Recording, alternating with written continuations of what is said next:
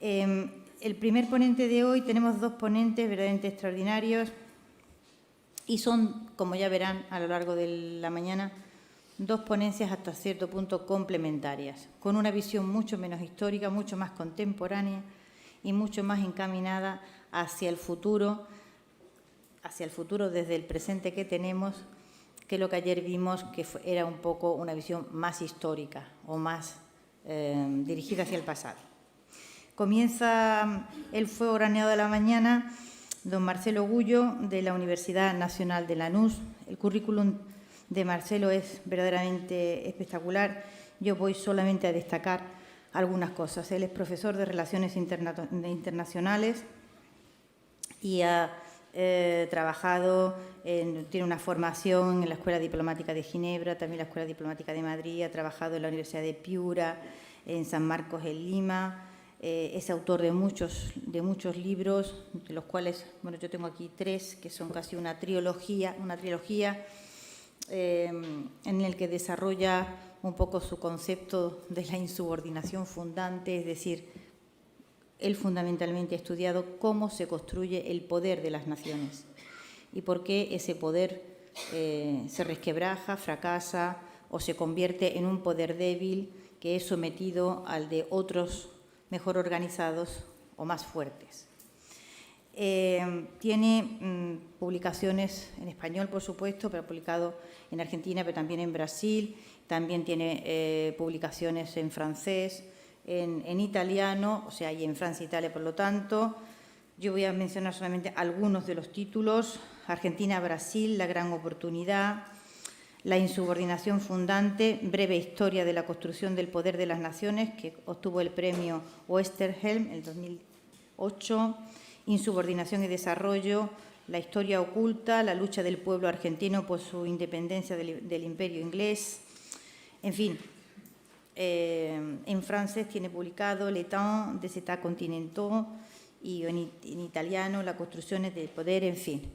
Es una persona que se ha dedicado desde hace mucho tiempo no solamente a estudiar cómo se construyó el poder de las naciones en el siglo XIX, después de la desmembración del imperio, sino cómo están construidos y sostenidos los ejes de poder a través de no solo la dominación económica, sino también política y sobre todo, la dominación cultural, lo que él llama la subordinación cultural, ¿no? Yo creo que es una oportunidad realmente extraordinaria tenerlo aquí hoy. Yo le agradezco muchísimo que haya venido desde tan lejos.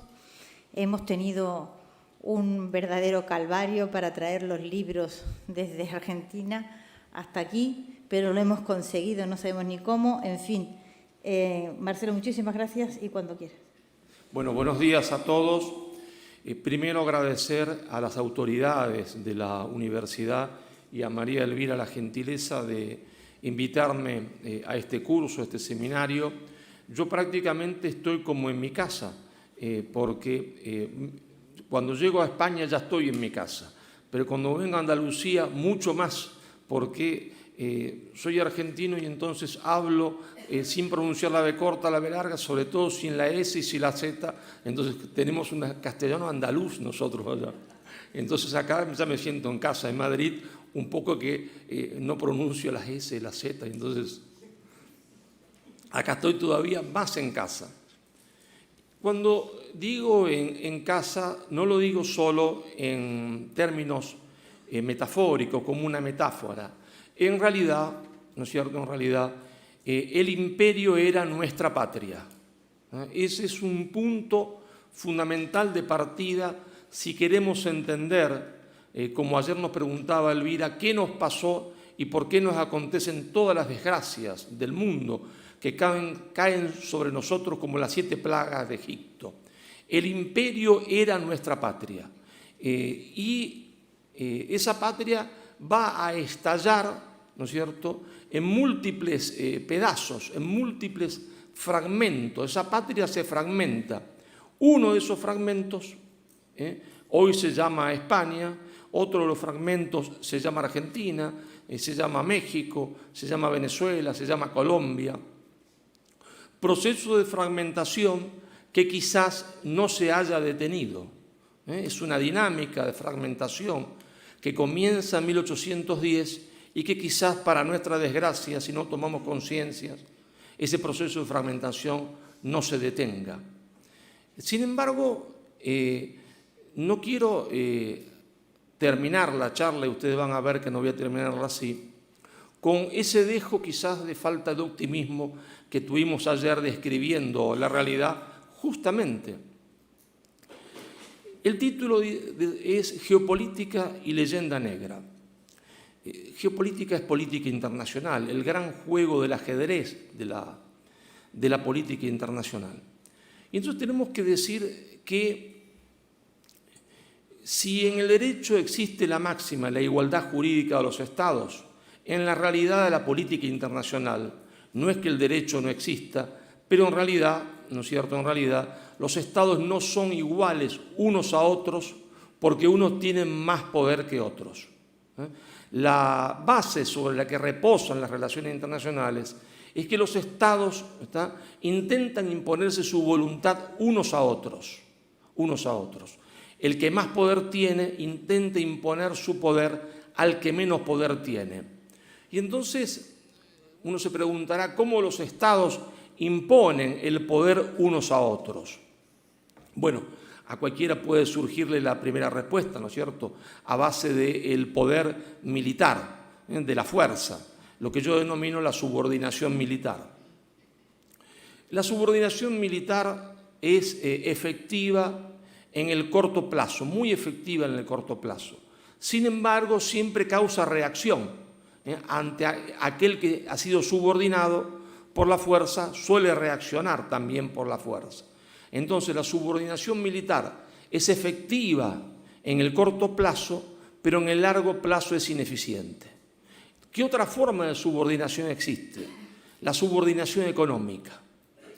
Esta es más eficiente en el mediano plazo que la subordinación militar.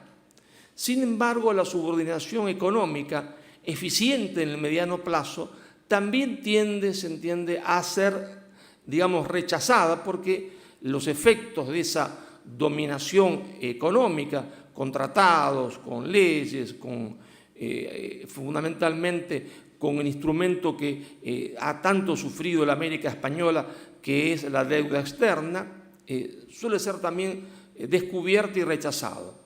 Entonces, ¿cuál es la principal subordinación? Aquellos grandes estados que han mandado en el mundo a partir del año 1750 les ha interesado llevar a cabo. Es la subordinación ideológica cultural. Esta subordinación ideológica cultural es la más sutil de todas las subordinaciones, porque consiste, como decía Hans Morgenthau, en hacer que el otro piense lo que yo quiero que piensa sin necesidad de que yo se lo diga y que se dé cuenta. De tal manera que hace lo que yo quiero que haga sin necesidad de que yo lo obligue ni lo fuerce con medidas económicas, porque está convencido que lo que está haciendo lo hace por su propia voluntad, por su propio pensamiento. Eso va a constituir, ¿no es cierto?, el nudo principal, en realidad, de la política internacional. La primera unidad política que lleva a cabo una política de subordinación cultural, una política en términos de Morgenthau, él lo llamaba imperialismo cultural. Una política de subordinación cultural consciente fue Gran Bretaña. Gran Bretaña fue la primera gran potencia que lleva a cabo una política de subordinación cultural de forma orgánica, consciente, como parte de su política exterior.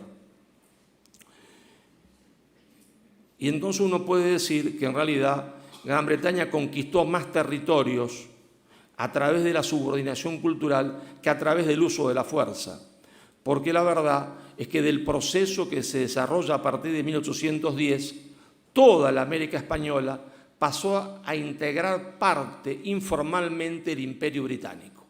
Es decir, toda la América española se convirtió en una semicolonia de Gran Bretaña. Claro, habían nacido repúblicas que tenían todos los atributos formales de la soberanía, himno, bandera, ejército, pero en realidad no eran independientes, en realidad formaban parte informalmente del Imperio Británico. Ahora, Ustedes se preguntarán qué tiene que ver esto con la leyenda negra, ¿no es cierto? ¿Qué tiene que ver esto con la leyenda negra? Tiene que ver porque la principal arma que utilizó Inglaterra para lograr la subordinación cultural fue exactamente la hispanofobia, la creación, la prédica en las élites culturales de el Río Grande, en México, hasta la Tierra del Fuego, de la hispanofobia. El odio al imperio, el odio a España. Esto fue conjuntamente llevado a cabo con la prédica británica del libre comercio y con una prédica posterior también de Gran Bretaña a través de las logias, de lo que yo denomino el nacionalismo de campanario, el nacionalismo parroquial. Creerse que cada uno de los fragmentos que había nacido de la destrucción del imperio era una nación en sí y por sí, ¿está? Era un todo, sin que cada fragmento comprendiera que en realidad no era un todo, era un fragmento de algo que se había descompuesto, de algo que había estallado.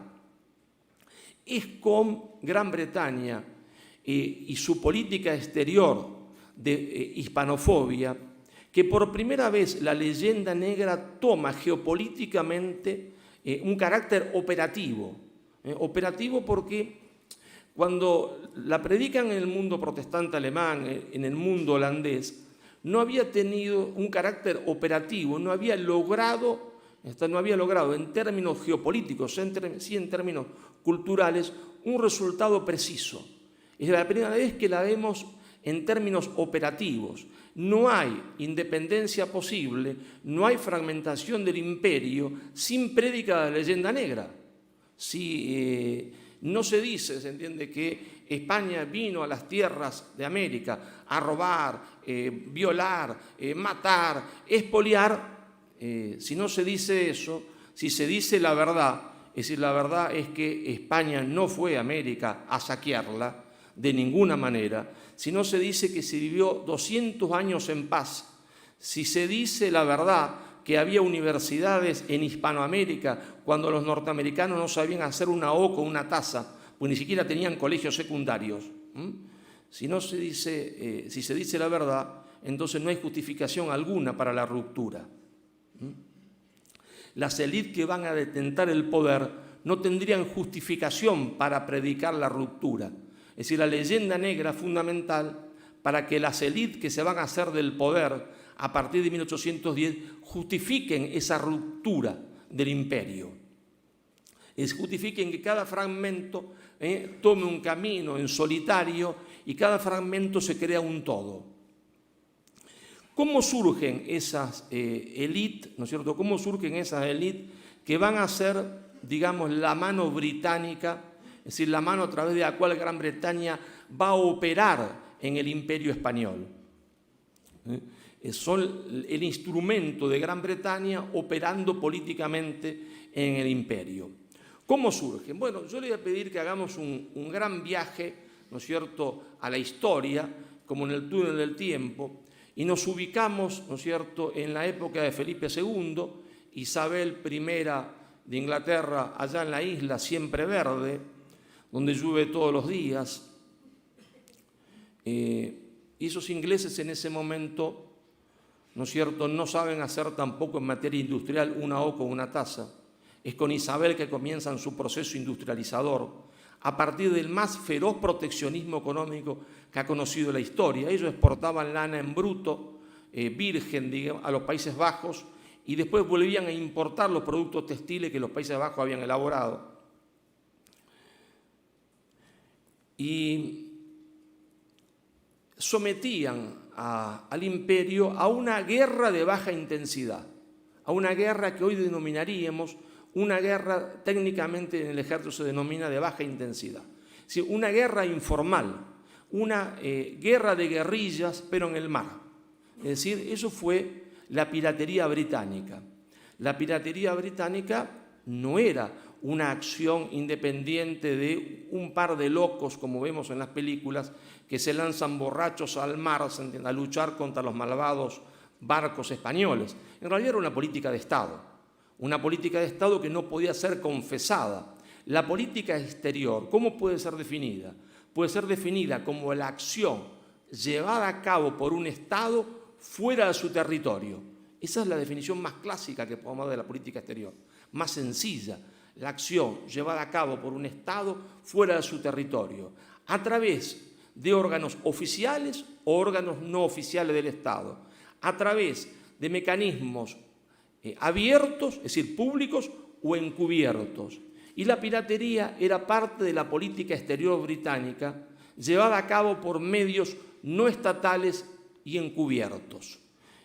Ustedes saben quizás que el origen de la Bolsa de Valores de Londres es justamente una cantina, le llamaríamos en Argentina, un bar, no sé cómo lo llamaríamos, taberna, acá en Andalucía, donde llegaba una persona y decía, bueno, yo tengo planificado una expedición para atacar, se entiende, a la América española. Y donde todos en la taberna, ese es el origen de las sociedades anónimas, cada uno poníamos una cantidad X de dinero y formábamos parte de esa sociedad. ¿Y cuál era la garantía de que ese hombre iba a volver con el dinero? Porque yo voy a poner dinero en esta sociedad, que es una sociedad que va a armar 3 barcos para atacar, se entiende, a la América española. ¿Cuál es la garantía de que ese hombre va a volver con el dinero? La garantía que él traía es que la primera accionista era Su Majestad la Reina de Inglaterra, que oficialmente no participaba de la empresa, lo hacía en carácter particular, no en carácter de reina. Era la garantía que teníamos nosotros para invertir en esa empresa de piratería. Esa empresa de piratería fue sumamente importante, al punto tal que hay algunos historiadores que van a rastrear el origen de lo que Marx llamaba el capital primitivo, el primer capital de acumulación de Gran Bretaña, en esa piratería, en esa guerra de baja intensidad contra el Imperio español. No nos interesa hoy explayarnos sobre eso. Lo que nos interesa es que esa guerra de piratería llevó a que España, es decir, de que el imperio, en realidad no España, no pudiese comerciar una parte con la otra sin estar protegido militarmente. Eso encareció muchísimo el comercio, las mercaderías que llegaban a la América española, que necesitaban los españoles americanos. Y entonces se formó en la América del Sur un cordón protoindustrial que iba desde Bogotá hasta Córdoba del Tucumán, hasta la actual ciudad de Córdoba. En ese cordón protoindustrial se producía prácticamente todo lo que la América del Sur necesitaba, en productos textiles. Y había una sana división del trabajo, había obviamente una moneda común que se hacía en Potosí, en el Alto Perú, y cada uno producía algo. En mi patria chica, en Argentina, en las regiones de Santa Fe, Buenos Aires, Tucumán, se hacían las mulas, que era el transporte de la época. Todo se transportaba en mula. Como nadie en su sano juicio quiere mandar un camión vacío de acá a Madrid ni acá a Lisboa, las mulas iban llenas de yerba mate, iban llenas de productos hechos con cuero, monturas, cinturones, casacas, y volvían con productos textiles de Ecuador, de alpaca, de vicuña, del Perú. Es decir, había pleno empleo. ¿Es que todo el mundo estaba conforme con esa situación? No. Es decir, había fuera de ese corredor que está ubicado sobre casi la cordillera de los Andes, ¿verdad?, que empieza en Bogotá, está en Cuenca, en Quito, entra a Cajamarca en el Perú, Andahuaylas, Ayacucho, Cusco, Potosí, Salta, Jujuy, Tucumán, Santiago del Estero, la más al sur Córdoba, había un sector disconforme. Ese sector disconforme eran las polis, que yo denomino polis oligárquicas, que estaban de cara al mar. Es decir, el puerto de Valparaíso, el puerto de Guayaquil, el puerto de Buenos Aires, de cara a ese gigantesco río que es el Río de la Plata, un río mar. Ustedes saben que cuando Solís llega, es el que descubre el Río de la Plata, Solís entra al Río de la Plata, que tiene en su desembocadura 200 kilómetros de ancho. Imagínense ustedes un río de 200 kilómetros de ancho. Eso es lo que tiene el Río de la Plata. Imagínense al pobre Solís, ¿no?, acostumbrado a los ríos de España, de Portugal, de Europa, y llega a un río que tiene 200 kilómetros de ancho, ¿no? Prueba el agua y dice, ¿qué es esto?, dice Solís, ¿no?, donde no se ve una costa ni la otra. Y esto es un mar dulce, dice Solís. Esto es un mar dulce. Y fue el primer nombre del Río de la Plata, Mar Dulce. Y Buenos Aires está enfrente, ¿sí?, al lado ahí de ese mar dulce, ese gran río mar. Y de cara al río mar, ¿quiénes están? Están unas personas que han llegado a Buenos Aires después de la fundación. Son algunos descendientes de vascos, otros descendientes de catalanes y otros descendientes de portugueses. Y tiene alguna relación con lo que pasa hoy, No están conformes, porque ellos no tienen actividad productiva, tienen un pequeño capital que han traído. ¿Y a qué se van a dedicar? Se van a dedicar al contrabando, a la importación de mercadería británica.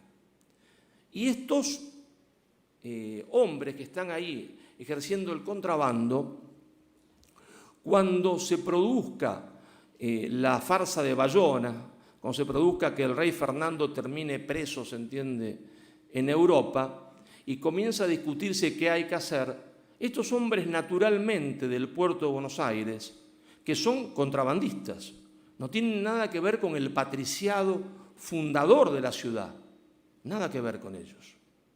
Estos hombres dicen, bueno, es el momento de la ruptura, es el momento de que logremos el libre comercio. El interior, en ese interior protoindustrial, le responde que no, que el libre comercio es el suicidio de la América española, porque no está en condiciones todavía de competir con las máquinas de Manchester. Y entonces ahí aparece una contradicción que es proteccionismo o libre comercio.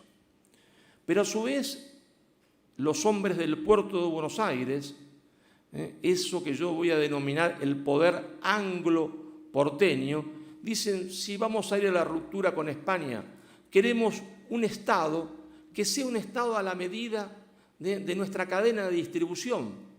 No tiene que ser un Estado grande hasta Colombia o hasta Lima. ¿Para qué? Si nosotros queremos mandar en ese Estado, y nosotros mandamos hasta donde llega nuestra cadena de distribución del contrabando. Es una mafia, como una mafia de las drogas, que va a justificarse a sí misma una vez que el libre comercio sea legal.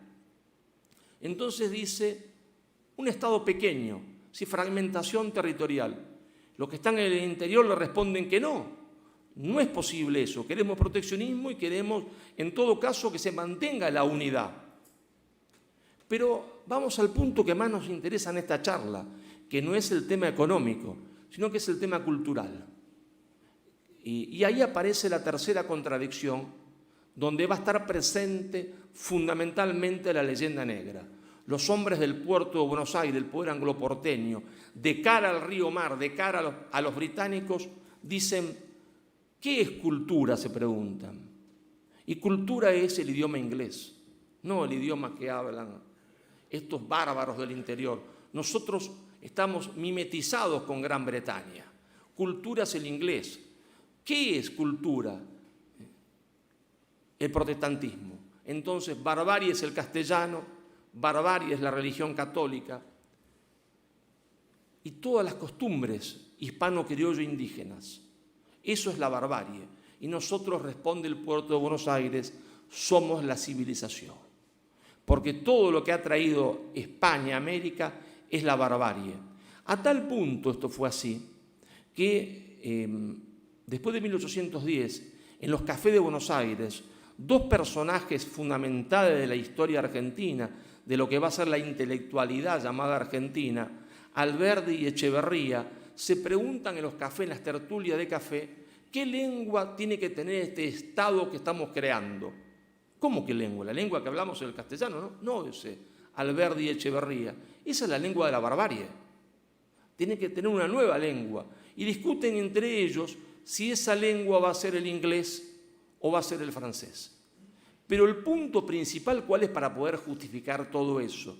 El punto principal es la falsificación de la historia, es decir, la leyenda negra, porque la leyenda negra no es otra cosa que una falsificación de la historia, una falsificación de la historia, un instrumento de poder, ¿no es cierto?, nacido en los países protestantes, después perfeccionado en Holanda e instrumentalizado por Gran Bretaña como parte de su política exterior. Entonces esas élites se van a justificar a sí mismas, quedándose con el poder. ¿A partir de qué cosa? A partir de la leyenda negra. Sin leyenda negra no pueden justificarse a sí mismos. No pueden justificarse a sí mismos porque no pueden explicarle al resto que ellos son contrabandistas.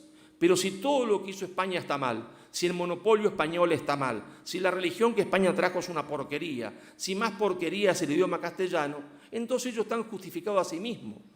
Nosotros no somos nada más que unos adelantados del libre comercio, unos adelantados de la cultura, porque todo lo otro, de la civilización, porque todo lo otro es la barbarie hispano-criollo indígena.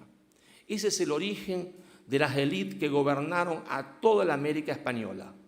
Ese es el origen de las élites y nuestro pecado de origen, nuestro pecado original, en el propio nacimiento de cada uno de los fragmentos que se va a creer una nación que no va a entender después que era nada más un fragmento de un todo. La falsificación de la historia a partir de la leyenda negra. Y fue bien instrumentalizado, ¿no?, por Gran Bretaña eso. ¿Cómo explicar sino que esta élite que se adueña del poder y que lleva a la Argentina a ser una semicolonia de Gran Bretaña, como va a pasar en Venezuela, que se va a convertir en una semicolonia de Gran Bretaña, como va a pasar con el Perú, con Chile, con todos los países de la América Española?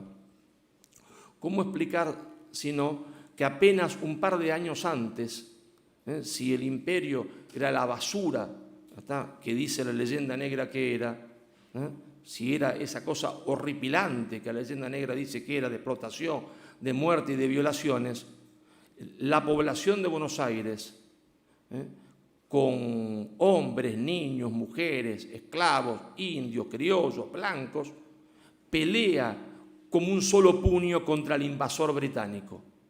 1806, los ingleses desembarcan en la ciudad de Quilmes, a kilómetros de la ciudad de Buenos Aires, toman la ciudad de Buenos Aires. Es cierto que la toman sin gran trabajo, entran como el cuchillo en la mantequilla, entre otras cosas por la sorpresa, y porque no hay soldados, llamémosles imperiales y españoles, en el Río de la Plata. Es la primera vez, y esto tampoco puede justificarlo nadie en el mundo, si España, si el imperio opresor, ¿cómo hacía para ejercer la opresión sin soldados? No había soldados. Entonces entran como el cuchillo en la mantequilla hasta que, gracias a las mujeres, hay una reacción popular que va a llevar a la reconquista de Buenos Aires el 12 de agosto de 1812. Pero más importante que el 12 de agosto de 1812 es lo que se va a producir apenas menos de un año después, en julio de 1807, porque los ingleses festejan en Londres la toma de Buenos Aires por el general Bedford, una expedición de 1.400, 1.200 hombres. Cuando son derrotados, mandan una segunda invasión, esta vez al mando del general Whitterlock, con 10.000 hombres efectivos. 10.000 hombres para una población de apenas 40.000 almas, como era Buenos Aires, es una enormidad. Si hay que contar que cada familia tenía 5 o 6 hijos, si descontamos los niños, las mujeres y hombres mayores, ¿cuántos hombres en condiciones de portar armas había en Buenos Aires? 5.000, 6.000. Y no eran profesionales, eran simplemente hombres de a pie. Bueno, las tropas británicas son absolutamente derrotadas en las calles de Buenos Aires en 1807. Es la derrota más importante que Gran Bretaña sufrió en su historia, a manos de una población civil. Las banderas inglesas capturadas todavía están en Buenos Aires. Es la primera vez que Inglaterra pierde banderas, que en esa época era una ofensa extraordinaria.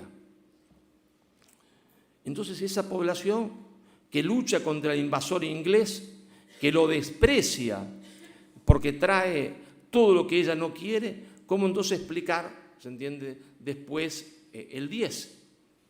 No hay ninguna explicación, sino es a través de que estas élites que se van a transformar en la élite de conducción de cada una de las repúblicas de cara al mar son los agentes del poder británico.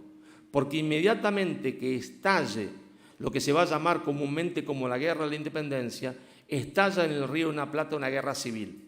Y el bando pro-británico va a ser apoyado justamente por Inglaterra. Y entonces, en esa guerra civil, unos van a tener lanzas y cuchillos y los otros van a tener dinero para comprar armas británicas. Pero la clave es la falsificación de la historia, es decir, es la leyenda negra. Yo siempre en clase lo explico así. Digo, imaginen ustedes, ¿no es cierto?, que yo me caso con Elvira. El marido está por ahí, pero es un chiste nada más. Yo me caso con Elvira, somos los dos jovencitos, ¿no es cierto?, ¿no? Tenemos un lindo campo en Argentina, ¿no? Allá un campo pequeño, son 700.000 hectáreas, ¿no? Tenemos nuestras 1.000 hectáreas allá, estamos felices en nuestro campo, estancia le llamamos nosotros, haciendas le llaman en otros lugares, en México. Y tenemos 2 bebés chiquitos, de 1 año, el otro de 2 años, y de repente mi hermano viene, me asesina a mí, la asesina a Elvira, los niños están durmiendo en la planta alta, no se atreve a asesinar a los niños, no le da el coraje para hacerlo. Y se queda con nuestro campo, con la estancia, y los va a educar a nuestros 2 hijos, ¿no?, que tenemos en el primer piso, los va a educar diciendo que él esa noche los salvó. Esa noche terrible donde entran una pandilla de asesinos a matar a sus padres, él no pudo evitar que mataran a sus padres, pero los salvó a ellos 2. ¿Y cómo crecen esos 2 niños? Crecen con un profundo agradecimiento al tío, que en realidad es el asesino. Al tío que se queda con la estancia, que era mía y de Elvira. Y ahora sus hijos son los dueños de la estancia. Y nuestros 2 hijos son simplemente peones de la estancia. Pero están completamente agradecidos a su tío, que ese día, esa noche nefasta, le salvó la vida, ¿no? Están completamente agradecidos. ¿En dónde reside el poder del tío? Es decir, el poder de mi hermano. En una mentira, en la falsificación de la historia. Si mis hijos y los hijos de Elvira supieran que esa noche él fue el asesino, entonces esa misma noche que ellos lo saben, matarían a su tío y el poder del tío se cae como un castillo de naipe. Todo su poder reside en la falsificación de la historia. ¿No? Es su poder en el fondo no reside en que él tiene el título de propiedad. Su poder no reside en que él es un hombre rico y que tiene una cuenta bancaria con innumerable cantidad de dinero adentro. Su poder reside en la falsificación de la historia, porque si mis hijos en un solo momento supiesen la verdad, su poder se cae como un castillo de naipe. Eso es lo que nos pasó a nosotros. Sí, se nos falsificó la historia, se dijo una historia que no era cierta, porque ahí tenemos que ir entonces al concepto de imperio e imperialismo, que es fundamental diferenciarlo, porque España no cometió una acción imperialista en lo que después va a ser la América Española. España construyó un imperio que es distinto de un imperialismo. Es decir, yo comencé esta posición diciendo que la política internacional, las unidades intentan imponerse el poder unas a otras. Es decir, hay un instinto de imposición de la voluntad, así como el instinto sexual o como el instinto de comer, el instinto político. Es así, el instinto político de gobernar. Entonces, ¿cuál es la diferencia entre imperio e imperialismo? Que hay unidades políticas que cuando ejercen ese instinto de poder, que no es malo per se, como no es malo el instinto sexual, que nos permite la reproducción, ni el instinto que nos lleva a comer para poder sobrevivir. Cuando una unidad política ejerce ese instinto de poder para llevar a cabo una política de lo que ellos creen que son una expresión cultural, una expansión cultural o religiosa, cuando no tienen en sus venas el instinto del saqueo, entonces es un imperio, no un imperialismo. ¿Cuál es la diferencia entre imperio e imperialismo? Bueno, la motivación de ese instinto, de ese impulso. No hay una motivación de origen racial, de superioridad racial. Cuando hay imperio, no hay una motivación del saqueo.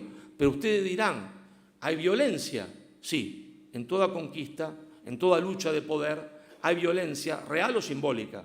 En la lucha de la política es siempre así. Pero la diferencia entre un imperio y un imperialismo, que después de producido el primer momento que puede ser un encuentro violento, España, y por eso fue un imperio, nunca consideró América como un botín. Nunca consideró América como un botín. Mientras que cuando hay imperialismo siempre se lo considera como un botín. España dejó en América mucho más que lo que se llevó. Regó, se entiende, toda la América española de universidades, de colegios secundarios, de caminos, tal cual como había hecho Roma. No es lo que hizo Holanda en Indonesia, donde a hoy no hay ni recuerdo de la presencia holandesa, porque no le interesó mezclar su sangre, porque no le interesó dejar universidades, porque no le interesó dejar, se entiende, su lengua, ni colegios secundarios, ni hospitales, ni nada que se le pareciese. Entonces esa diferencia es fundamental entre imperio e imperialismo, ¿no? A veces leer es un poco aburrido, ¿no? Pero claro, para poder justificar lo que yo digo, voy a tener que leerle dos pequeñas cositas nada más. Y elijo para justificar, para comprobar lo que yo digo, a dos autores que no pueden ser considerados fascistas, fachas, como dicen acá, que son dos autores marxistas. Nadie podrá tacharlo de falangista, franquista, fascistas o cualquier cosa que se le parezca retrógrada, porque son dos grandes autoridades del marxismo, ¿no es cierto?, en la América del Sur, en Hispanoamérica. Uno de ellos es nada menos que José Carlos Mariátegui, una de las autoridades del marxismo en América del Sur, peruano, José Carlos. Y dice, fíjense lo que dice él, si yo se lo leo antes, ustedes dicen, este hombre será un hombre de la extrema derecha. No, este hombre era de la izquierda más dura en la América del Sur, en el Perú, de la izquierda más dura, ¿no? Y dice, he dicho ya que la conquista fue la última cruzada y que con los conquistadores tramontó la grandeza española. Su carácter de cruzada define a la conquista como empresa esencialmente militar y religiosa. Esencialmente militar y religiosa. La realizaron en comanditas, soldados y misioneros.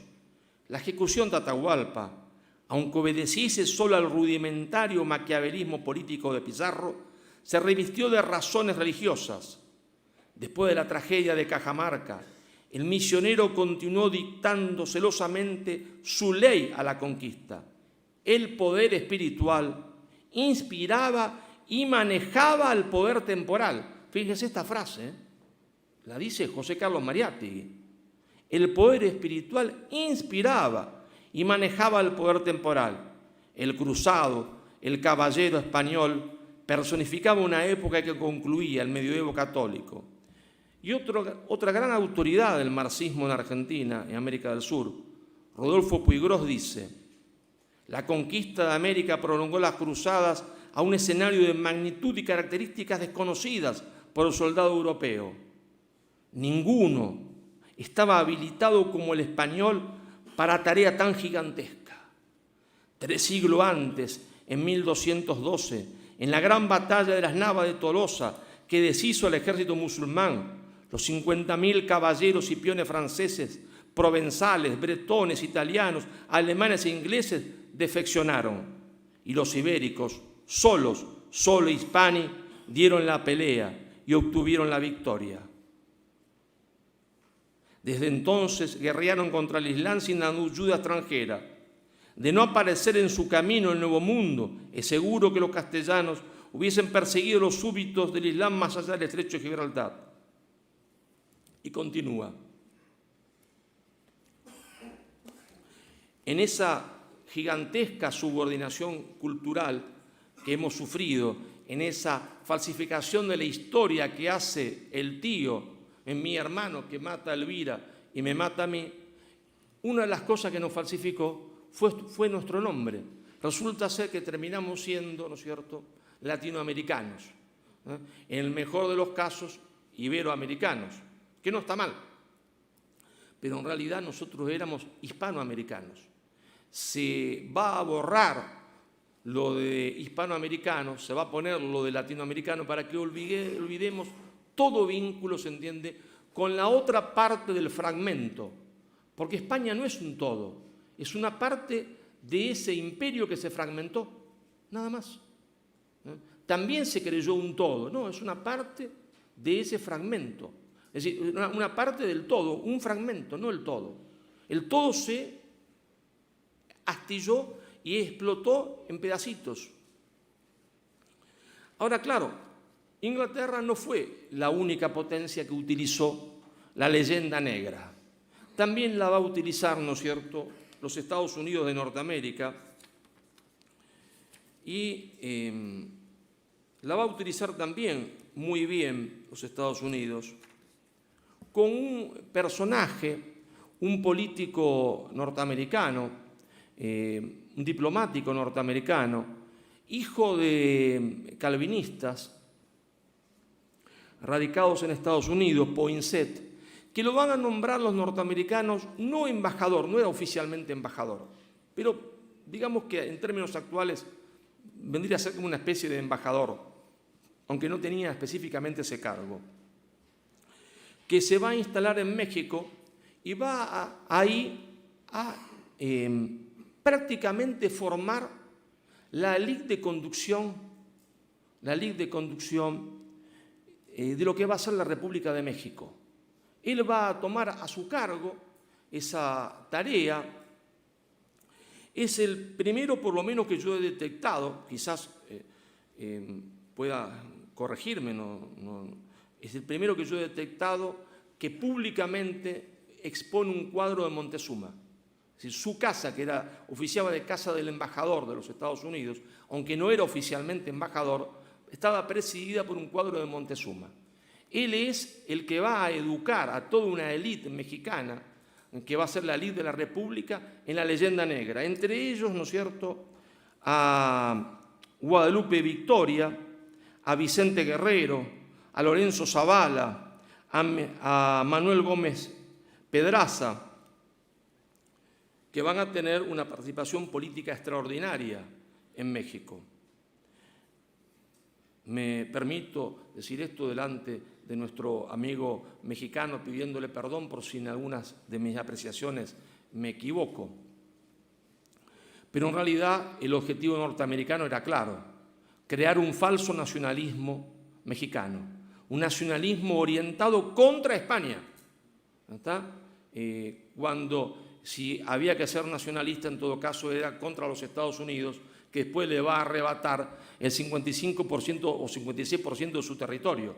Ustedes saben que ahí están los nombres, ¿no es cierto?, en California, Los Ángeles, San Diego, San Francisco, en San Antonio, en Texas, Nuevo México, de los territorios que habían sido parte de la Nueva España, parte del imperio y después parte de México, ¿no? Y entonces había que encarrilar las energías de México contra España, no contra quien iba a ser en realidad el verdugo de México, que no había sido España, sino que va a ser los Estados Unidos. Porque en términos actuales, si bien nosotros no podemos usar ese vocabulario en ese momento histórico porque sería un anacronismo, podemos decir que México tenía en 1810 un desarrollo material superior al que existía en cualquier lugar de España. Lo mismo pasaba con el Perú. Por eso los hospitales de México, los hospitales de Lima, estaban llenos de españoles que tenían cierta fortuna, que iban a tratarse a México o a Lima, porque era mucho mejor que cualquier hospital que había en la península. El desarrollo de la ciudad de Lima era muy superior al desarrollo de cualquier ciudad, ¿no es cierto?, en la península, para empezar porque eran ciudades ultramodernas porque España lleva lo más moderno que existía en ese momento en el mundo, que era construir una ciudad en forma de cuadrícula, en forma de tablero de ajedrez, ¿no? Es decir, era una ciudad que uno no se pierde como un laberinto, una ciudad donde los vientos pueden correr, donde está permanentemente aireada para que las pestes circulen, los vientos se lleven todo. Era lo más moderno que había en el mundo en ese momento. Eso construye España en América. Pero claro, los Estados Unidos tampoco va a ser la última gran potencia que utilice la leyenda negra a su favor. Y es un dato bien curioso, me resultó a mí por lo menos interesante, saber que también la Unión Soviética utilizó la leyenda negra, ¿no? Ustedes dirán la Unión Soviética, ¿no? Moscú, allá lejos, que tiene que ver con el mundo hispanoamericano. Entonces nos tenemos que ubicar en 1830, 1831. Hay dos grandes congresos del Partido Comunista que se realizan en Buenos Aires y en Montevideo, donde van a ir todos los partidos comunistas de la América del Sur, en Buenos Aires y en Montevideo. ¿Y qué se va a ordenar en esa reunión? Porque ustedes saben que los partidos comunistas eran partidos verticalistas, ordenados como en una pirámide desde Moscú hacia abajo. ¿Sí? Se recibían órdenes estrictas que había que cumplir. Lo que Lenin llamaba el centralismo democrático, ¿no? El centralismo democrático. Quizás un eufemismo, ¿no? Era más centralismo que democrático. ¿Y qué es lo que se discute en Buenos Aires y en Montevideo? Se discute la necesidad de la creación de repúblicas indígenas. Es decir, todo el Congreso hace una fundamentación basada en la leyenda negra. El horror, se entiende, de la conquista española, masacres, violaciones de mujeres, muertes de niños, perros que sucomen, se entiende, a los indios. Pero, hombre, perros que se comen a los indios.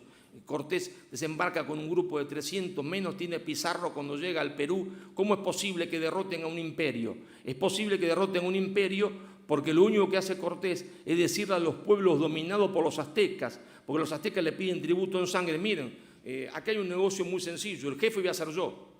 De ahora en adelante el jefe soy yo. ¿Y cuál es la diferencia?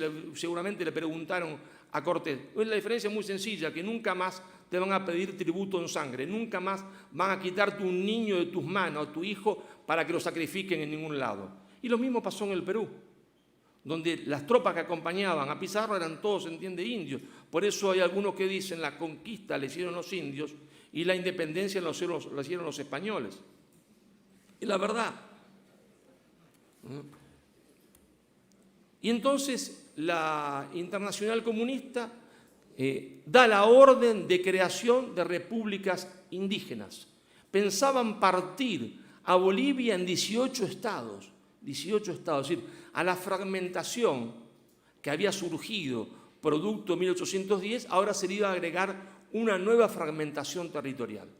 Es decir, en segmentos impotentes, porque ya cuando nosotros nacemos a la vida independiente, como fragmento, ¿qué somos? Somos segmentos impotentes en el mundo, no tenemos fuerza.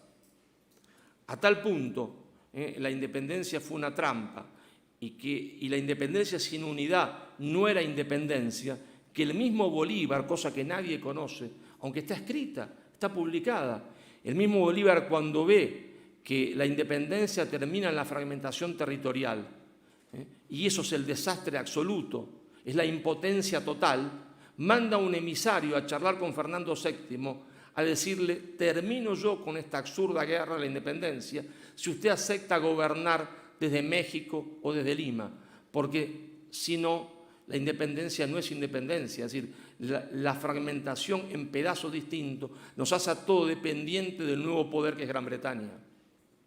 Y entonces el Partido Comunista ahora ha dado la orden en 1830 de partir al Perú en 3-4 pedazos, a Bolivia en 18, en Argentina la tenían un poco más difícil porque no había muchas comunidades indígenas y entonces mi provincia es la provincia de Santa Fe, que tiene una gran cantidad de inmigrantes italianos.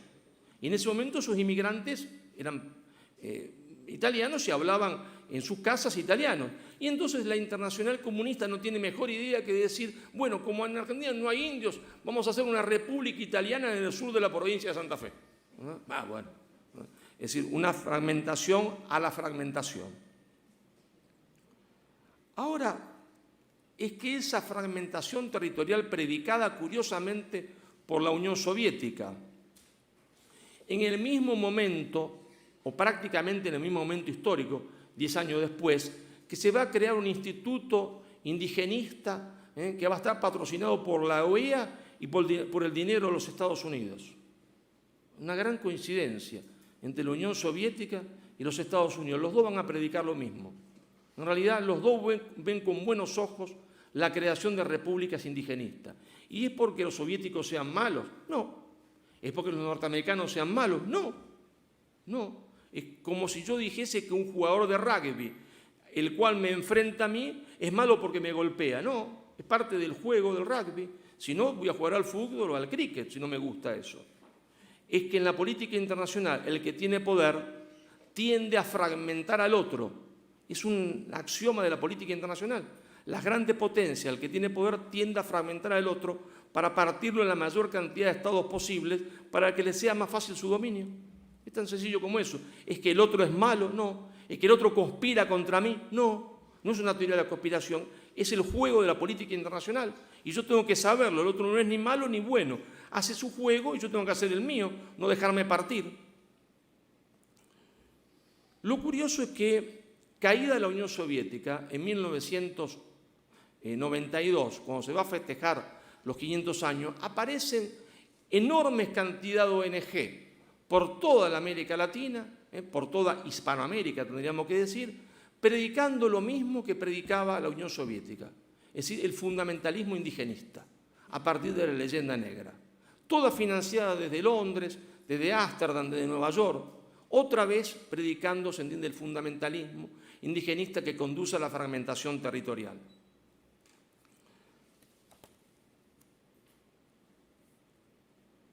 Ahora bien, ¿cómo trasladamos eso al mundo de hoy?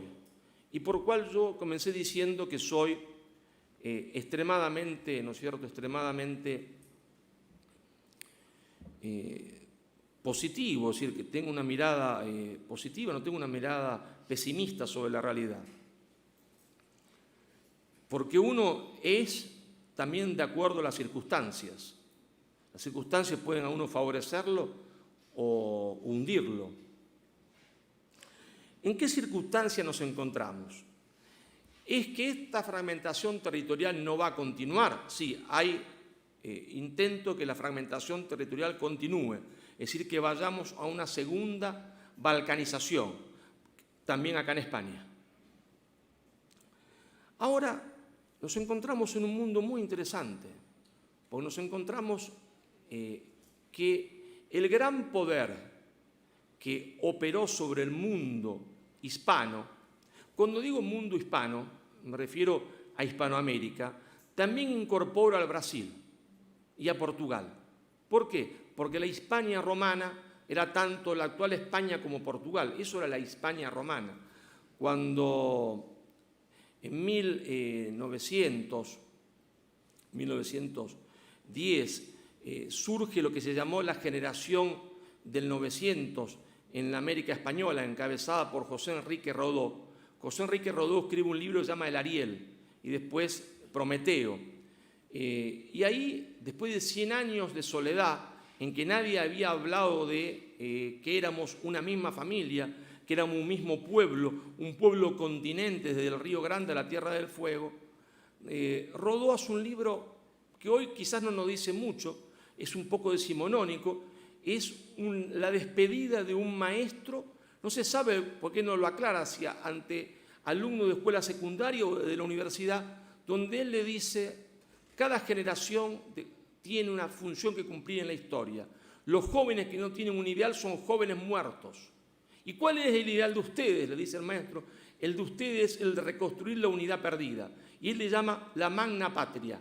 hispanoamericana. Y dice, después en prometió, lo hispano incluye a Portugal, incluye al Brasil, porque todos éramos parte de la Hispania romana, porque la fragmentación territorial de la América española nace antes de la independencia, nace en 1640, cuando los ingleses van a patrocinar y van a sostener la sublevación del duque de Braganza para lograr la independencia, así el quiebre de la unidad del imperio ibérico, que pasa en la historia como una cosa monstruosa y es el momento de mayor esplendor del mundo hispánico, lo que llamamos los 60 años de la doble monarquía, ¿no? A partir del 1580, cuando Felipe II es el jefe de las dos monarquías, ante la muerte de sus tíos, el rey Sebastián, que va a morir en el África, al lado del río Alcazalquivir.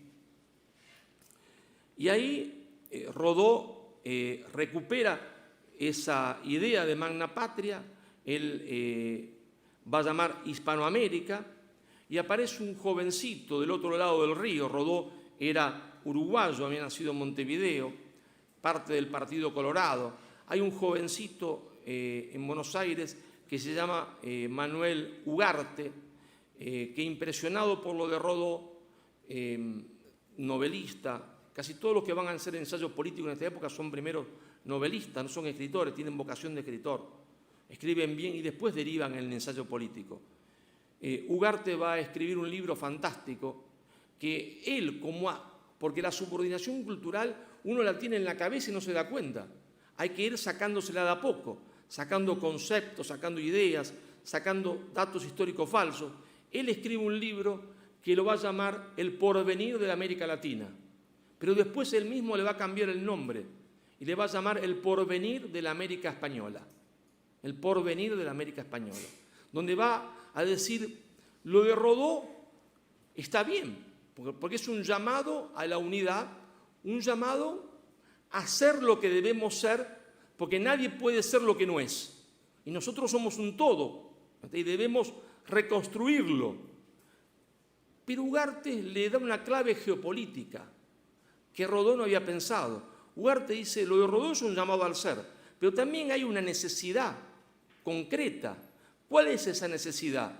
Que hay un poder emergente, hay un poder que está declinando, que es Gran Bretaña, ya está declinando en el 1900, va a declinar después en la Primera Guerra Mundial y finalmente en la Segunda, y hay un poder emergente, ese poder emergente de los Estados Unidos de Norteamérica. Y entonces, ese poder emergente, si nosotros no reconstruimos la unidad, nos va a comer como aceitunas, uno tras otro, como aceitunas. Entonces hay que reconstruir la necesidad. Es un llamado, una necesidad geopolítica, la reconstrucción de la unidad, dice Ugarte. Y Ugarte va a profundizar y va a decir, nosotros no nos separamos, se entiende, de España. Nunca combatimos contra España, hay una cuestión política, no renegamos de España. Jamás las masas populares renegaron de España, porque el imperio era nuestra patria. Ahora, resulta que no lo hicimos cuando Ugarte lo propuso. Ugarte es un personaje lindísimo, una especie de Quijote, ¿no? Porque él se va a gastar toda su fortuna personal, los campos que tenía, en recorrer toda la América Española con su librito. No quiere que nadie le pague nada. Va a México, junta multitudes en México con su librito, presentándolo. Es decir, toca una fibra íntima, como le pasó a ella con su libro. Cuando uno hace un libro y junta multitudes, porque tocó una fibra íntima, tocó donde tenía que tocar. Ugarte tocó ahí, junta multitudes en México. Le impide a los Estados Unidos presentar su libro en América Central. Va a Quito, a Guayaquil, junta multitudes en los teatros. Lo mismo en Lima, lo mismo en Chile, en un único lugar donde no puede presentar su libro. ¿Dónde es? En Buenos Aires. En Buenos Aires no hay un solo lugar donde se le permite a Ugarte presentar su libro. Porque la quinta esencia de una élite pro-británica era la élite porteña.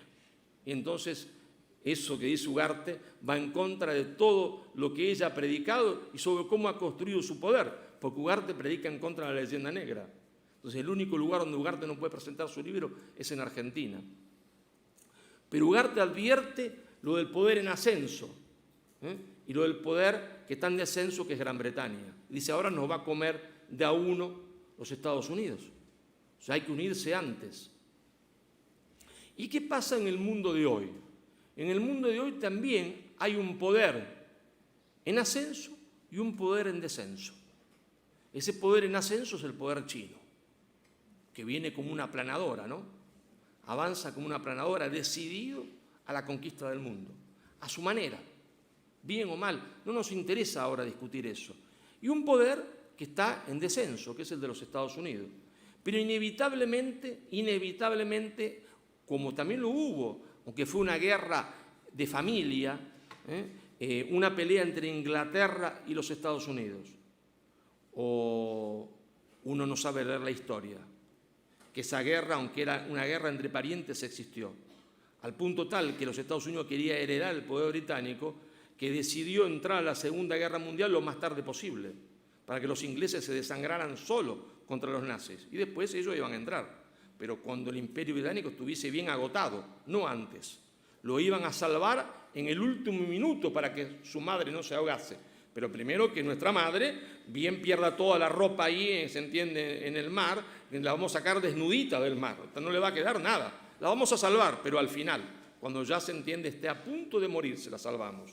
Y por eso se entiende no abrían el frente occidental, ¿o no es verdad esto?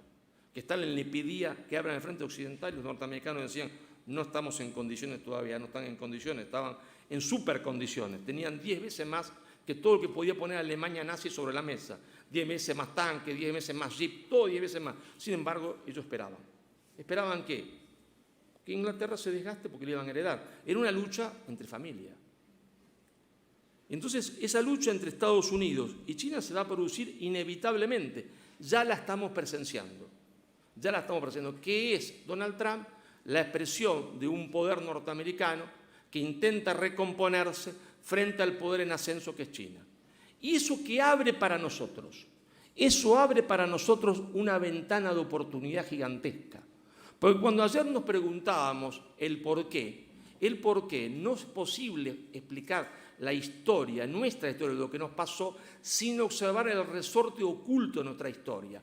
El resorte oculto de nuestra historia se llama Gran Bretaña. Gran Bretaña hizo la guerra de la independencia, nos hizo caer en una trampa a uno y en otro lado, se entiende, del océano, a los españoles americanos y a los españoles peninsulares, y después condujo nuestro destino. Esa es la verdad. Las élites, nuestra conducción en la América Española fueron todas conducidas desde Gran Bretaña. Entonces hay una ventana de oportunidad porque cuando dos poderes se enfrentan, están demasiado entretenidos en su pelea. No pueden, se entiende, sino que estar entretenidos, porque en eso le va la vida, ¿no? El que pierde se embromó. Entonces, en esos momentos que aparece siempre una ventana de oportunidad. Una ventana de oportunidad. Una ventana de oportunidad para hacer lo que tenemos que hacer, que es construir nuestro umbral de poder. Y ustedes se preguntarán, ¿qué es el umbral de poder? Bueno, el umbral de poder es la construcción del poder mínimo necesario para ser protagonistas de la historia y no juguetes de la historia. Entonces, vamos a tratar un poquito de explicarlo históricamente esto, para que ustedes vean qué es el umbral de poder. Si ustedes se ubican, por ejemplo, en 1852, en el Mediterráneo occidental, ¿quiénes eran las dos grandes potencias en ese Mediterráneo occidental? Génova y Venecia. ¿Y qué eran Génova y Venecia? Dos ciudades-estados. Y dominaban el Mediterráneo. Eran las dos grandes potencias. Armada, banco, protoindustria. ¿Hasta cuándo? Y hasta que otra unidad política elevó el umbral de poder. ¿Y cuándo se produjo eso? Con el proyecto político de Isabel y de Fernando. Cuando el proyecto político de Isabel y de Fernando finalmente tiene conclusión, es decir, la entrada en Granada en ese maravilloso 1492, y es el descubrimiento de América, ahí aparece, se entiende, el imperio, ¿está? Y eleva el umbral de poder. ¿Y qué son estas dos ciudades-estados que antes dominaban el Mediterráneo frente a la España unida y después frente a la Francia unida? La nada, son la nada, no tienen poder. Tenían poder frente a los desunidos feudos franceses o frente a los desunidos reinos españoles, pero frente a la unidad no existen. Y es que ellos no se dan cuenta, estos sí se dan cuenta. Y hay conversaciones entre Génova y Venecia para hacer la unidad. Pero los intereses mezquinos, las pequeñas cosas hacen que no se logre poner de acuerdo. Cuando quisiese ponerse de acuerdo, ya los franceses y españoles estaban en la península itálica, ya no eran más dueños de su destino. Pero la historia no se detiene. Y como la historia no se detiene, hay una pequeña isla miserable que construye, se entiende, también un imperio, pero que está haciendo algo novedoso en la historia, que es la revolución industrial. Y la industria es poder. Va a elevar de vuelta el umbral de poder. Con la industrialización eleva el umbral de poder y se convierte en la rectora del mundo. Todas aquellas regiones, sean estados, ciudades, imperios, que no logren industrializarse, caen bajo poder de la mano británica. Claro, uno dice, pero la historia no se termina ahí, nunca se termina. No es como quería Fukuyama, la historia continúa siempre, siempre está abierta. Y entonces, en la periferia de ese imperio británico, en la periferia del oriente y en la periferia del occidente, en el oeste y en el este, hay dos pequeñas unidades políticas.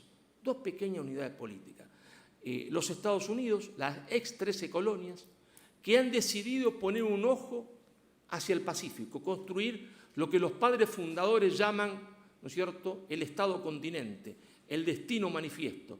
Claro, en el medio estaba México, había que llevárselo por delante, estaba la Luisiana española, francesa, había que llevársela por delante, estaban los llamados hoy pueblos originarios, los indios, y había que llevárselo por delante, sin matarlos a todos.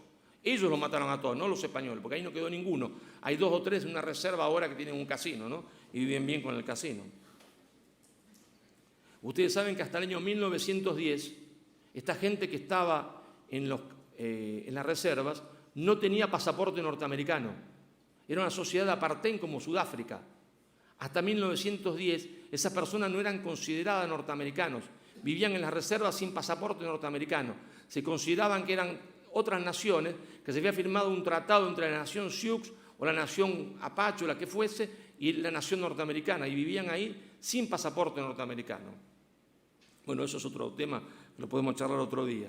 El tema es que los Estados Unidos construyen un Estado-continente gigantesco, no continente porque abarque todo un continente, sino por sus dimensiones, lo llamamos continentales, compacto. Pero del otro lado también hay unos que están avanzando en dirección contraria, hacia el Asia, hacia Alaska, hacia el estrecho de Bering, y que van a construir un Estado gigantesco. Rusia, después la Unión Soviética. Que ambos se van a industrializar y van a construir Estados-continente industrializados.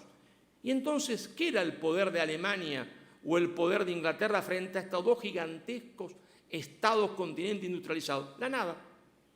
Nunca podían ser derrotados ni Estados Unidos ni Inglaterra. Los Estados europeos, en comparación de ellos, eran la nada. Elevaron el umbral de poder. Y nosotros estamos a puertas de que se vuelva a producir un nuevo umbral de poder. Es decir, caminamos en el mundo a la constitución de grandes ecúmenes culturales que después van a tomar inevitablemente forma política. Van a ser primero ecúmenes culturales y después van a tomar forma política. Esas ecúmenes culturales no son muchas. Es la ecúmene cultural nacida en la península hispánica, con lo que hoy llamamos Portugal y las Españas o España, y los territorios hispanoamericanos o iberoamericanos que incluyen al Brasil, quizás los de lengua portuguesa en el África. Es una ecúmene cultural.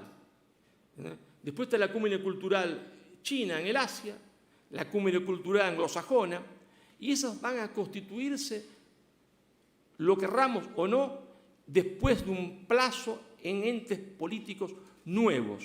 Y nosotros, nuestra única posibilidad de volver a ser protagonistas de la historia es entender que debemos reconstruir nuestra ecúmene cultural para que después esa ecúmene cultural tome, no sabemos cómo, no podemos imaginarlo, una forma política.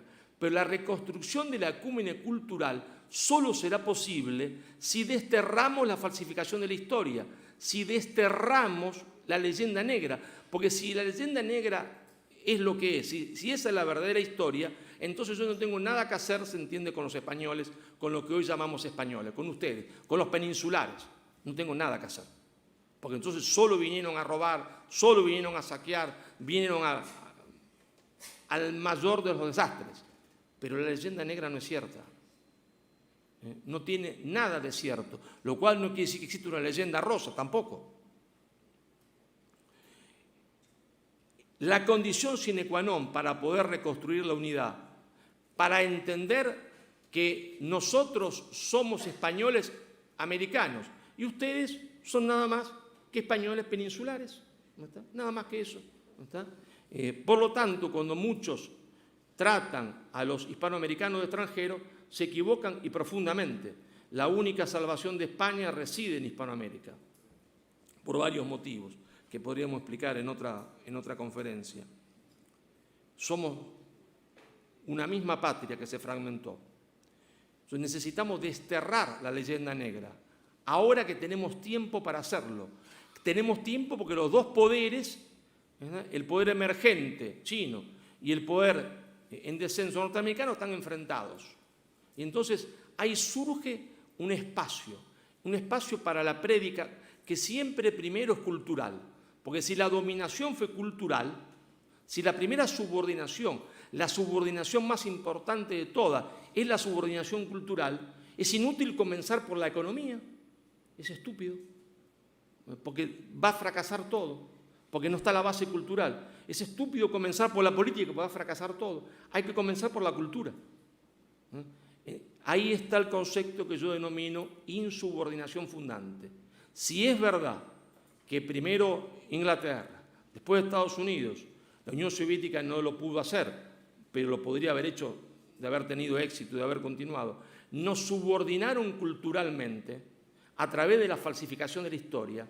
Sí es cierto que la más fundamental de todas no fue la subordinación ni militar, que también la aplicaron en algunas ocasiones en América Central o en México, ni fue la subordinación económica, que también la aplicaron cuando originaron en 1824 el endeudamiento de Argentina, lo que después va a ser Argentina, el endeudamiento de la Gran Colombia, el endeudamiento del Perú, que terminamos de pagarlo en Argentina en 1947, Venezuela en 1957, Ecuador en 1977. Si es verdad esto, que la primera subordinación es la subordinación cultural, entonces todo proceso, en este caso emancipatorio exitoso, emancipatorio del poder que no ha dominado, debe comenzar por una insubordinación cultural. ¿Y la insubordinación cultural en qué consiste? En descubrir la verdad, en rechazar la mentira, en rechazar la falsificación de la historia, es decir, en tirar por la borda de una vez y para siempre la leyenda negra. Entonces, si es cierto que la principal subordinación de todas es la subordinación cultural, entonces el proceso de reconstrucción de la unidad para que sea exitoso debe comenzar por una insubordinación cultural, es decir, por insubordinarse contra lo políticamente correcto que hoy en Argentina, en Perú, en Bolivia, en Colombia, es la leyenda negra, porque en las universidades lo políticamente correcto es la leyenda negra. Hay que insubordinarse contra eso, tirarlo por la borda, para después llegar a la parte política a través de un adecuado impulso político, un adecuado impulso estatal, que reconstruya entonces políticamente la unidad perdida. Pero no podrá comenzar sino a través de la cuestión cultural, es decir, a través de la desmitificación de la historia, de sacar el mito de la historia para ir a la realidad de la historia, es decir, sin sacarnos de la cabeza la leyenda negra, esto no será posible.